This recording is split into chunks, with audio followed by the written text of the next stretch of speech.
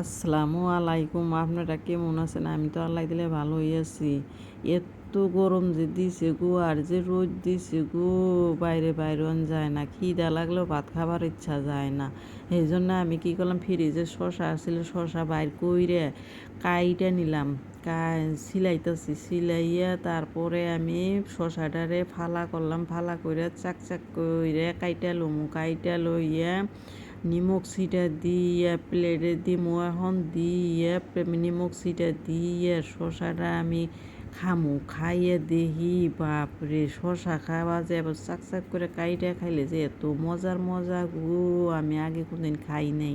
ভাত না খাইলেও চলবো, সারাদিন যদি এখন ভাত না খাই তা হবো।